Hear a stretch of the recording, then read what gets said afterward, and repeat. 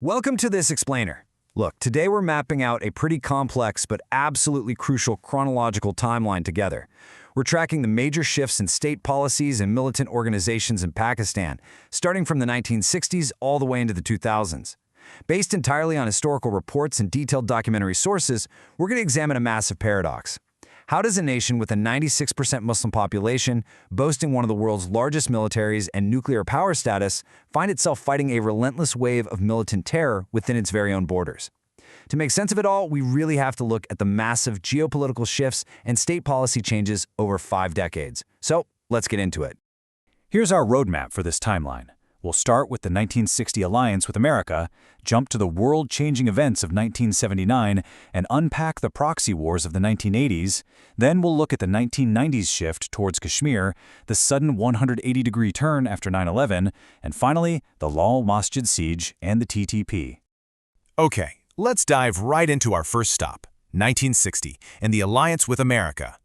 It's kind of wild how one single day can change absolutely everything. Picture this. It's May 1st, 1960. A U-2 spy plane loaded with state-of-the-art covert cameras takes off from the Badaber Air Base near Peshawar. It's flying at 70,000 feet straight into Soviet airspace. But the unthinkable happens. A Soviet missile strikes and the plane goes down. Soon after, Soviet Premier Nikita Khrushchev gets on the world stage and announces the downing of the American plane, revealing to everyone that it originated right from Pakistan. This incident completely blew the lid off the fact that American military bases were actively operating on Pakistani soil to spy on the Russians.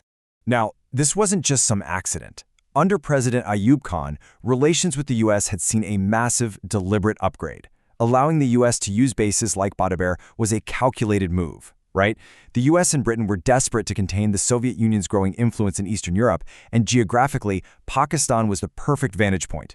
This whole setup laid the early groundwork for a massive influx of foreign resources and cemented a deeply complex strategic alliance.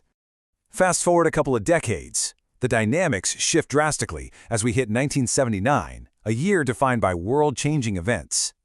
In a span of less than 2 years, the entire neighborhood flipped upside down. First, in 1978, Dawood Khan's government falls in neighboring Afghanistan. Then, the monumental 1979 Soviet invasion happens, bringing the Russian military right to the border.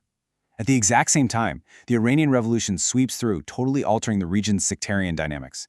And, internally, General Zia-ul-Haq was now in power, leaning heavily into a new Islamic identity for the state. This perfect storm of events forced the country into a completely new posture. So how does the international community respond? Enter Operation Cyclone. This was launched by the CIA, and historically, it's recognized as the agency's most expensive operation ever.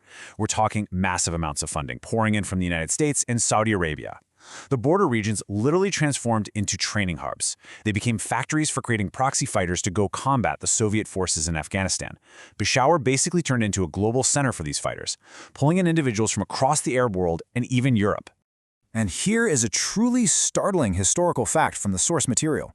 According to prominent political figure Mohammad Khan Shirani, this proxy war penetrated everyday domestic life in a massive way. The state didn't just help with military training. Under American influence at the time, they actually integrated specific jihadist material into civilian educational curriculums. The goal was to ideologically prepare an entire generation for this anti-Soviet war.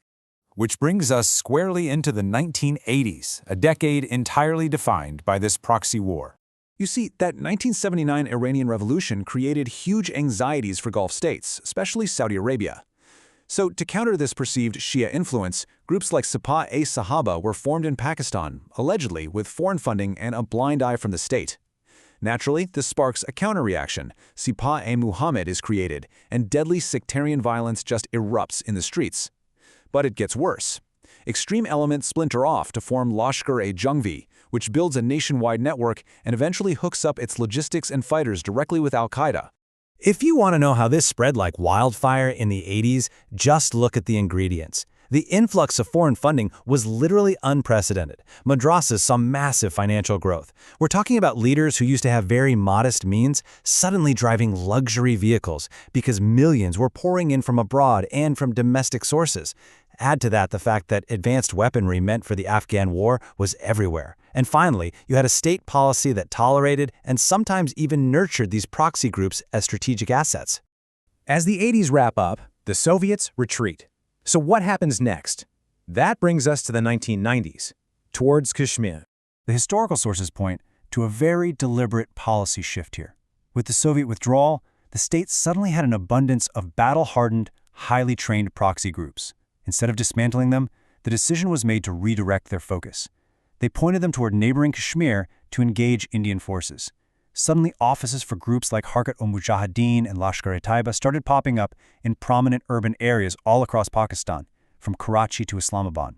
But redirecting these groups had some intense consequences throughout the decade. In 1995, we see Operation Khilafat.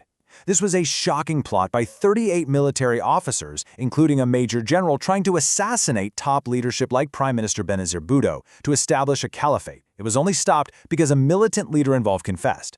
Then in 1996, you have the first major suicide attack in Srinagar, and in 1999 there was the infamous Indian Airlines hijacking to Kandahar, which forced the release of Masood Azhar. He, of course, went on to form the deadly Jaish-e-Mohammed. The momentum of these proxy groups seemed totally unstoppable until 9/11 and the 180-degree turn. Following the September 11 attacks, the global pressure was immense. The government, under Pervez Musharraf, was forced to pull a complete 180-degree policy reversal. Overnight, the decades-long strategy was dead. The 1980s playbook of funding, training, and supporting proxies was gone. The new post-9/11 policy meant joining the U.S.-led war on terror, officially banning those long-standing sectarian groups and scrubbing the educational curriculums of all that jihadist material they'd added decades prior. But here's the thing. You can't just flip a switch on heavily armed, highly ideological factions. The blowback was absolutely tragic. These groups were riding high, super confident from defeating the Soviet Union and gaining power in Afghanistan. They simply refused to be shut down. They viewed the state's sudden reversal as a complete betrayal, declared the state an enemy of Islam, and turned their weapons inward. They started using their expertise in suicide bombers to demand the forceful implementation of their own version of an Islamic system. This violent inward turn reaches a horrifying boiling point in our final section, Lal Masjid and the TTP. 2007 was just a catastrophic year of rapid escalation. Early on, you've got various domestic Taliban-aligned groups operating somewhat independently in places like Swat and Waziristan.